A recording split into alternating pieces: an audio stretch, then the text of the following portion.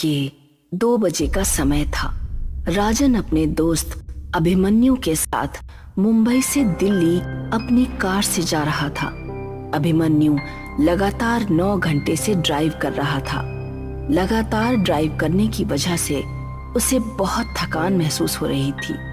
अभिमन्यु, मुझे लगता है कि हमें राजस्थान से शॉर्टकट होकर दिल्ली जाना चाहिए।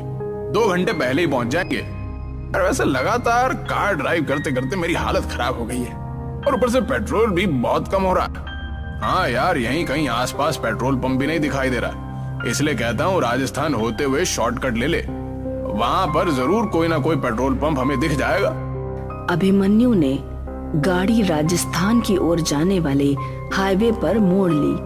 लगभग 1 घंटे बाद अर्जुन और अभिमन्यु तेजी से गाड़ी ड्राइव करते हुए माधवगढ़ के एक सुनसान गांव की ओर से गुजर रहे थे कि तभी उनकी नजर एक पेट्रोल पंप पर पड़ी। अचानक अभिमन्यु की कार झटका देते हुए रुक गई। अर्जुन की आंख लग चुकी थी। कार अचानक रुकने से अर्जुन नींद से जागते हुए बोला, क्या हुआ? अरे खाता ही नहीं दे रहा है क्या? सामने पेट्रोल पंप है और कार में सिर्फ इतना ही पेट्रोल बचा है कि ये 20 से 30 किलोमीटर दूर ही चल पाएगी। एक पल को तो मुझे लगा जैसे कि एक्सीडेंट हो गया हो।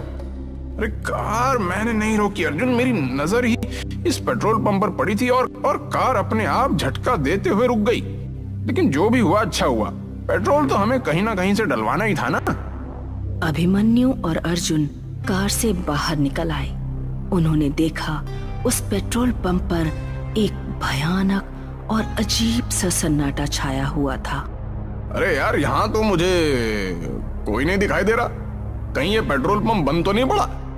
यानी बंद तो नहीं है, क्योंकि सामने ऑफिस तो खुला है और लाइट भी जल रही है। और वो देख, इस पेट्रोल पंप के अंदर तो एक छोटा सा रेस्टोरेंट भी है, उसके अंदर की भी लाइट जल रही है। मगर मुझे लगता है कि उस रेस्टोरेंट के अंदर भी कोई मौजूद नहीं। अरे तो इसमें टेंशन वाली क्या बात है? अपने हाथों से पेट्रोल डाल लेंगे। इतनी रात में कौन देखेगा हमें? क्या पेट्रोल पंप के कर्मचारी ने हमें देख लिया तो वो हमें चोर समझेंगे? पेट्रोल पंप के आसपास इंसान तो क्या, एक चूहे का बच्चा भी नजर नहीं आ रहा। तभी उन दोनों के कानों में पीछे से किसी व्यक्ति की भारी आवाज टकराई। कौन हो तुम? उस आवाज को सुनकर वो दोनों चौंक कर पीछे की ओर देखने लगे। उन दोनों के सामने अजीब से चेहरे वाला एक व्यक्ति खड़ा हुआ था। यार, इसकी शक्ल तो बड़ी भयानक लग रही है। ऐसा लग रहा है जैसे कि शमशान घाट की चिता से अभी अभी उठकर आया हो। हाँ यार, बोल तो बिल्कुल सही रहा। मैं खुद पहली नजर में इसकी शक्ल देखकर डर गया था। लेकिन हमें क्या, हमें सिर्फ पेट्रोल डलवाना है और यहाँ से निकलना है। इतना बोलकर अभिमन्यु उस कर्मचारी से बोला, अभी कुछ सेकंड पहले आप कहाँ पर थे? हमें तो आसपास कोई नहीं दिखा था। अपने काम से काम रखो साहब। कहो, किस काम से आए हो? अरे पेट्रोल भरवाना है, टैंक फुल कर दो। अभिमन्यु के कहने पर वो पेट्रोल पंप का कर्मचारी पेट्रोल डालने लगा। तभी अर्जुन की नजर उस पेट्रोल पंप की जमीन पर पड़ी। अर्जुन बुरी तरह से डर गया। अभिमन्यु, अरे नीचे देख, ये तो खून के धब्बे हैं। तभी उन दोनों के कानों में उस कर्मचारी की आवाज टकराई। टैंक फुल हो गया साहब, अब आप लोग जा सकते हैं। वो कर्मचारी देखते ही देखते उन दोनों की आंखों के सामने से गायब हो गया। ये देखकर अभिमन्यु और अर्जुन की आंखें दहशत से फटी की फटी रह गई। अरे लगता है हम दोनों गलत जगह आ गए हैं। वो दोनों तुरंत कार के अंदर बैठ गए। अर्जुन ने अपनी कार हाईवे पर दौड़ा दी। अभिमन्यु को कार ड्राइव करते हुए 1 घंटे से ज्यादा हो गया था, मगर रास्ता था जो खत्म होने का नाम भी नहीं ले रहा था। तभी अचानक अर्जुन की नजर एक और पेट्रोल पंप पर गई। यार, ये पेट्रोल पंप हमें कुछ जाना पहचाना नहीं लग रहा। जरा गाड़ी रोक। अबे पागल हो गया क्या है? हमें यहाँ से निकलना है। देखा नहीं तूने कि किस तरह से वो पेट्रोल पंप वाला देखते ही देखते हमारी आंखों के सामने गायब हो गया था। अरे मेरी बात को समझने की कोशिश क्यों नहीं कर रहा? एक सेकंड के लिए गाड़ी रोक के तो देख। अर्जुन की बात सुनकर अभिमन्यु ने अपनी कार रोक दी। वो वही पेट्रोल पंप था जिस पेट्रोल पंप से वो लोग भागे थे। आंखें फाड़े उस पेट्रोल पंप को देखे जा रहे थे कि तभी उनके कानों में उसी कर्मचारी की आवाज टकराई। अरे तुम मुझे पेट्रोल के पैसे नहीं देकर गए थे साहब। उन दोनों ने जैसे ही खिड़की के सामने देखा तो वही कर्मचारी अपनी भयानक शक्ल लिए हुए उन दोनों को देख रहा था। कुछ ही पलों में अर्जुन और अभिमन्यु की चीख सन्नाटे को चीर गई। इस घटना के 3 महीने बाद शाम के 5 बजे एक कार तेजी से माधवगढ़ के हाईवे पर दौड़ रही थी। कार के अंदर 3 लोग सवार थे, करण, नंदिनी और विजय। वो तीनों पुलिस वाले थे जो 3 महीने पहले लापता हुए अर्जुन और अभिमन्यु की जांच कर रहे थे। कार विजय ड्राइव कर रहा था और विजय को ड्राइव करते हुए काफी देर हो गई थी। यार, पीछे हम पिछले 6 घंटे से इस हाईवे पर अपनी कार को दौड़ा रहे हैं, मगर यहाँ तो सन्नाटे और वीराने के अलावा कुछ भी नहीं है। अरे मेरी भी कुछ समझ नहीं आ रही है। आखिर ये अर्जुन और अभिमन्यु रात के इस वक्त इस सुनसान इलाके में कर क्या रहे थे? उनके मोबाइल की आखिरी लोकेशन इसी जगह के आसपास की है यार। नंदिनी, जो कि कार के पीछे वाली सीट पर नींद की झपकी ले रही थी, अचानक से बोली, पता नहीं वो लोग जिंदा हैं भी या नहीं। अरे कमोन नंदिनी, ऐसे नहीं बोलते। अभिमन्यु और अर्जुन जैसे भी थे, वो हमारे दोस्त थे। हाँ, 1 नंबर के रिश्वतखोर। अरे लोग मुझे आकर शिकायत करते थे उनके बारे में। तो तुम क्या चाहती हो? अगर वो दोनों रिश्वत लेते थे तो क्या उनकी छानबीन नहीं की जाए कि आखिर वो कहाँ लापता हो गए? या विजय ठीक कह रहा है नंदिनी। डिपार्टमेंट में हर दूसरा आदमी रिश्वत लेता है और हर कोई तुम्हारे जैसा ईमानदार नहीं होता। तभी कार बुरी तरह से झटका देती हुई अचानक रुक गई। विजय को ऐसा महसूस हुआ जैसे कि कार किसी अदृश्य वाहन या किसी दीवार से टकराई हो। विजय का शरीर पसीने से नहा उठा। करण और नंदिनी भी बुरी तरह से घबरा गए। क्या हुआ? कार किससे टकराई? नहीं नंदिनी, कार अचानक झटका देते हुए रुक गई।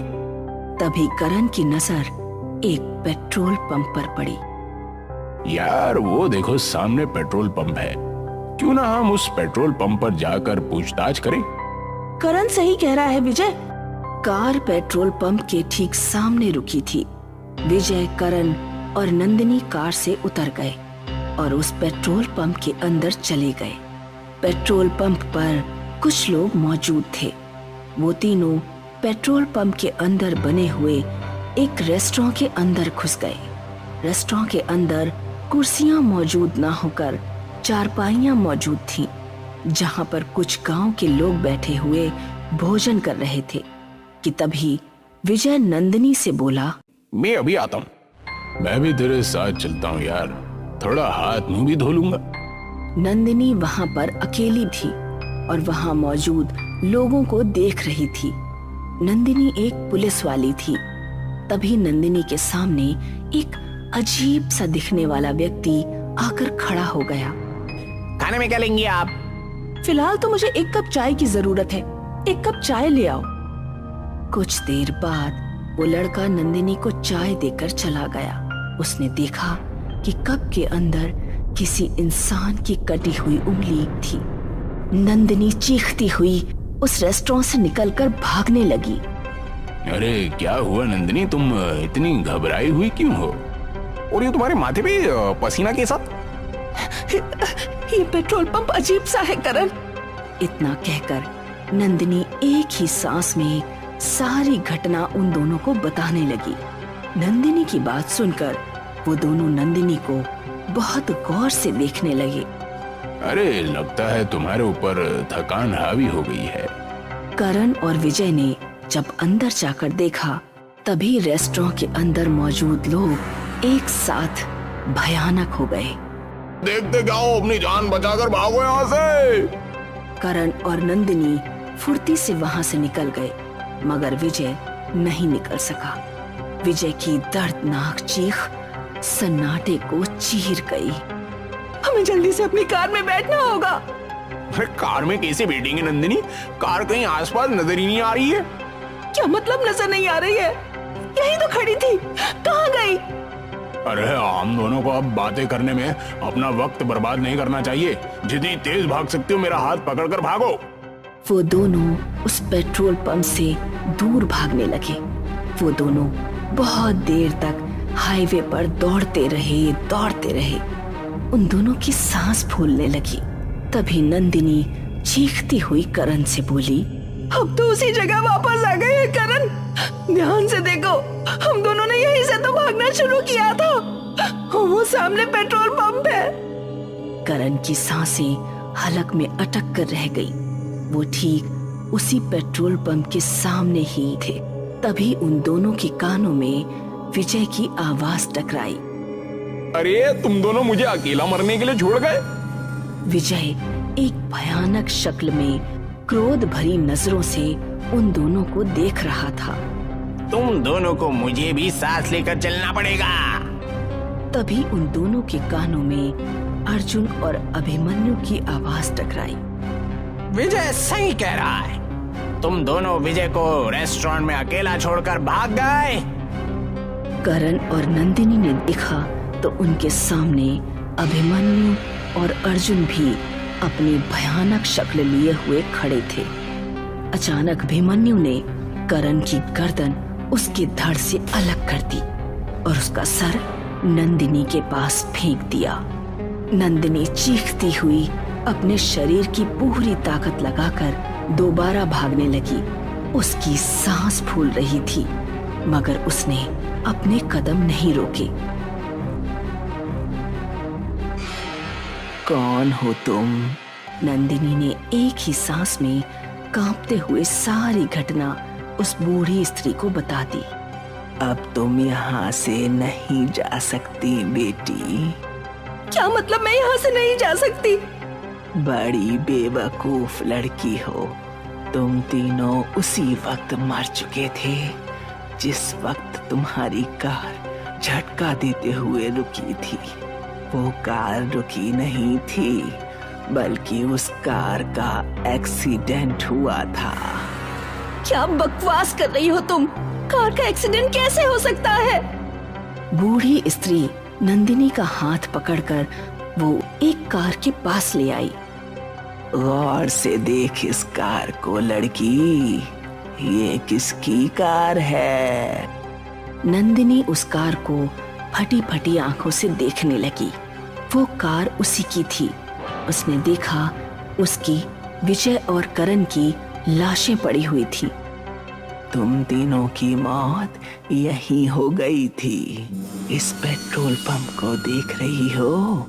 ये हॉन्टेड पेट्रोल पंप है, भूतिया पेट्रोल पंप। इस पेट्रोल पंप पर जो भी आता है हमेशा यहीं पर कैद होकर रह जाता है, और यहाँ जो भी वाहन आते हैं अदृश्य हो जाते हैं। तुम्हारी कार किसी एक अदृश्य वाहन से टकराई थी। अगले दिन न्यूज़पेपर में नंदिनी, विजय और करण की फोटो छपी हुई थी और सभी जगह चर्चा थी कि एक बार फिर उसी हॉन्टेड पेट्रोल पंप पर 3 लोग लापता हो गए। ये क्या रहस्य है, कोई नहीं समझ पाया। और शायद कुछ रहस्य हमेशा रहस्य ही रहते हैं।